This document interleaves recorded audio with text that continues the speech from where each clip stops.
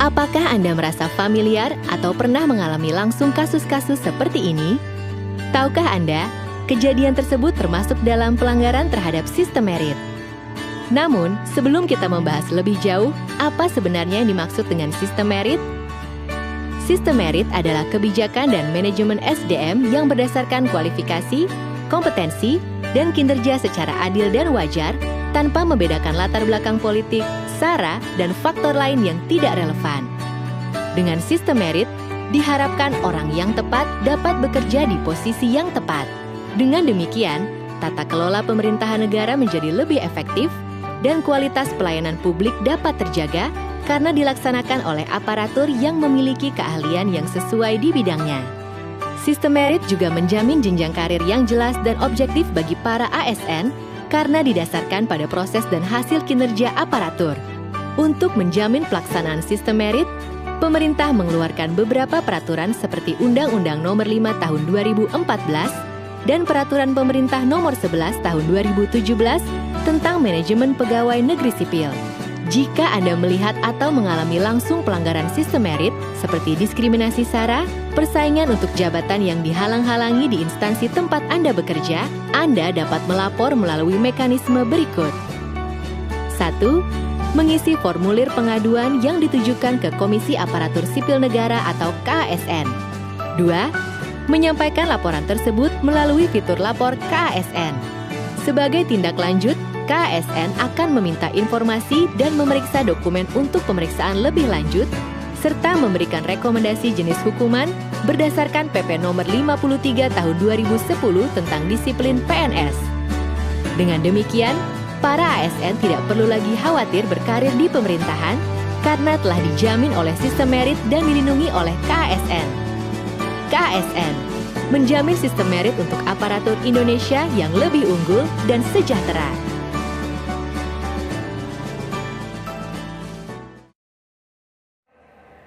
Assalamualaikum warahmatullahi wabarakatuh.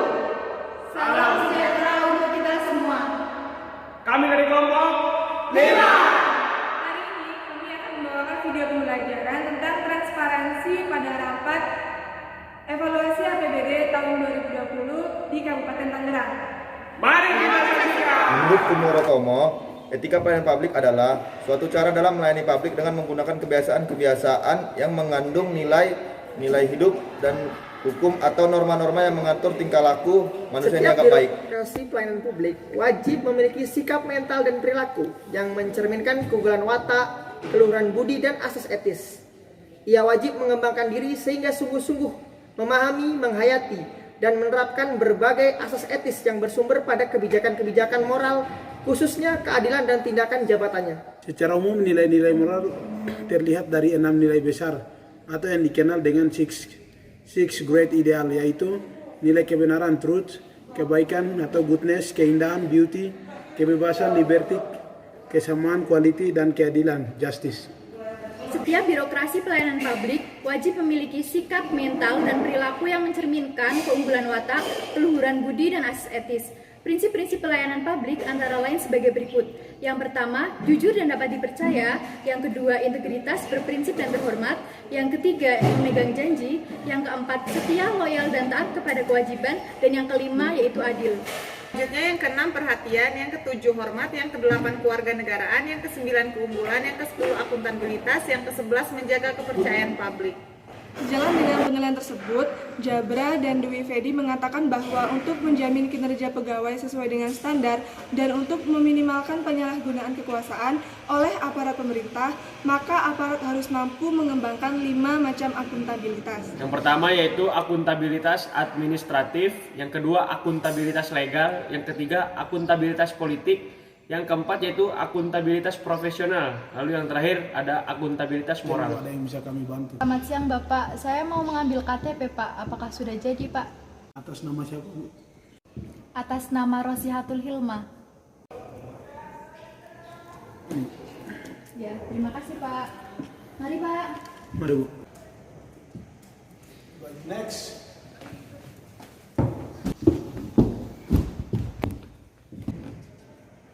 Bu, tidak bisa begitu, Bu. Ibu harus mengantri, Bu. Ibu jangan main nyelondong aja. Loh, enggak lihat saya duduk di sana. Udah bisa, bukan main sebelumnya sudah ada yang duluan daripada ibu. Ya tapi saya sudah mengantri, saya sudah telepon stafnya duluan. Tapi Bu, kan tadi antrian yang selanjutnya kan harusnya saya. Ya nggak bisa lah, yang penting kan saya sudah telepon staf duluan. Nggak bisa gitu, emang Ibu telepon siapa sih? Halo, selamat siang Bu. Oh, siap Bu. Aman Bu, nanti saya dulukan antriannya. Asal Ibu jangan lupa kayak biasa aja Bu, komisinya kan ada Bu. Dalam kasus di belakang, prinsip-prinsip etika pelayanan publik yang seharusnya diterapkan yaitu integritas, berprinsip dan terhormat untuk menjaga kepercayaan masyarakat kembali. Siang Pak, ada yang bisa kami bantu? Jadi gini Pak, saya mau buat KTP. Cuma harus hari ini jadi. Bisa tidak? Boleh saya lihat surat-surat Bapak?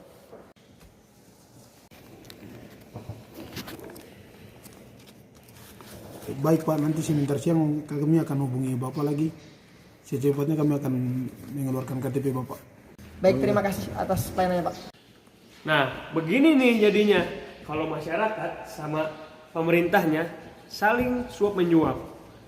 Ini seharusnya pemerintah juga menggunakan prinsip jujur dan berintegritas agar pelayanan yang diberikan kepada masyarakat tertata, rapih dan sesuai dengan prosedur. Assalamualaikum warahmatullahi wabarakatuh. Selamat siang. Mohon izin kepada Bapak Sekda dan Bapak Ketua DPRD. Pada kesempatan kali ini saya akan membuka rapat evaluasi terkait pengalokasian dana APBD pada tahun 2020. Nah, di sini sudah ada Kepala SKPD dari dinas terkait untuk pengalokasian dana yang akan dievaluasi pada tahun 2020. Kepada Bapak Sekda Rizky dipersilakan. Terima kasih atas kesempatan yang diberikan oleh Bapak Bupati. Mohon izin Ketua DPRD, sesuai dengan data yang telah kita himpun, terdapat banyak alih fungsi dana pada APBD tahun 2020. Berikutnya saya serahkan kepada Pak Dinas terkait untuk menjelaskannya.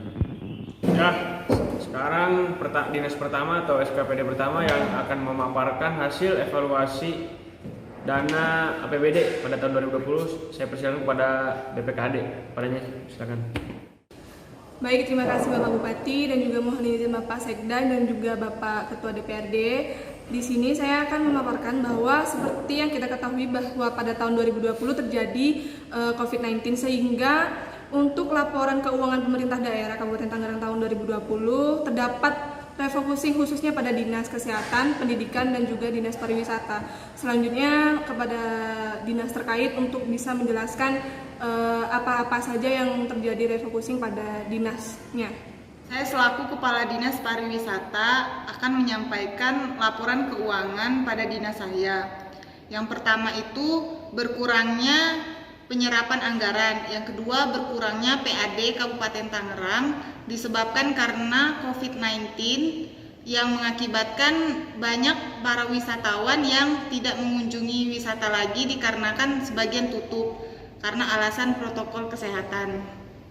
Ya, selanjutnya karena ini masalah dengan kesehatan ya, virus ini, pandemi ini, saya akan mempersilakan kepada dinas terkait itu Dinas Kesehatan, kepada Ibu Rosyatul dipersilakan untuk memaparkan hasil dari evaluasi dan APBD pada tahun 2020 ini.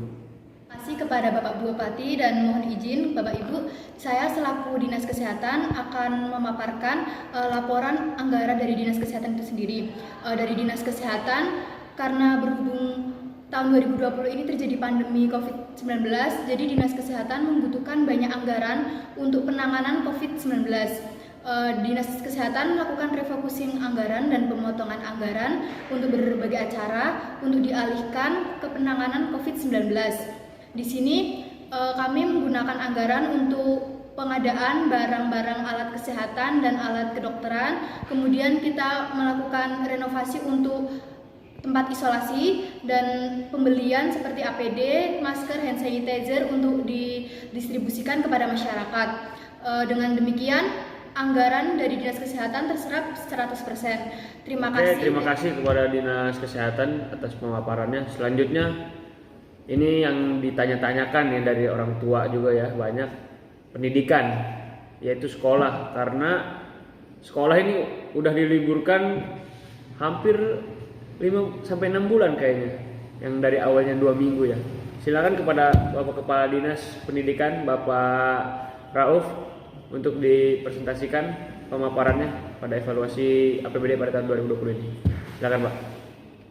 Baik, terima kasih kesempatannya. Mohon izin saya selaku Kepala Dinas Pendidikan akan menjelaskan mengenai realisasi anggaran pada Dinas Pendidikan. Yang mana kita ketahui pada tahun ini kita mengalami pandemi COVID-19, yang mana sekolah contohnya sudah hampir 6 bulan dilaksanakan melalui daring. Akibatnya anggaran banyak dialokasikan, seperti yang seharusnya untuk kelas sekolah daring digunakan menjadi kuota belajar, dan di samping itu juga untuk renovasi pembangunan tempat sekolah.